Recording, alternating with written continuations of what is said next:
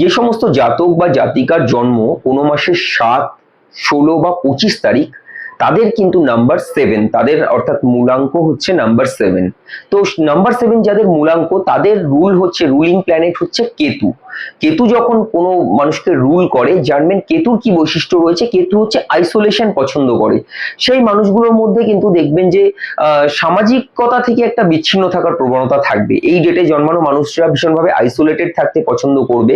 এরা মনে হবে সমস্ত কিছু ঊর্ধ্বে, মানে জাগতিক সমস্ত সুখ সমৃদ্ধির ঊর্ধ্বে এরা চলে গিয়েছে। আসলে এরা সবসময় নিজেকে একটা অন্য জগতে বিচরণ করতে ভালোবাসে এবং এদের থটস কিন্তু ভীষণ গভীর হয়। বাইরে থেকে আপনি বুঝতে পারবেন না এরা কি ভাবছে। এরা লাইফে সিক্রেসি মেনটেন করতে পছন্দ করে। এরা নিজেদের ব্যাপারে যে কোনো গোপনীয়তা ভীষণভাবে মেনটেন করতে পারে এবং অন্যের গোপনীয়তার ব্যাপারেও এরা কিন্তু ভীষণ সাবধানী, এবং এরা কিন্তু যথেষ্ট আধ্যাত্মিক মানুষ হয়। এরা যে কোনো স্পিরিচুয়াল হয় এবং যে কোনো বিষয়ের মধ্যে খুব সহজে নিজেকে ঢুকিয়ে নেওয়া এবং সেই বিষয়টার গভীরে অন্তর্ধান করা, সেই স্বভাবটা কিন্তু এই মানুষগুলোর মধ্যে থাকে। এছাড়া কিন্তু এদের বিবাহিত জীবন বা সম্পর্কের ক্ষেত্রে এরা খুব একটা সুখকর হয় না।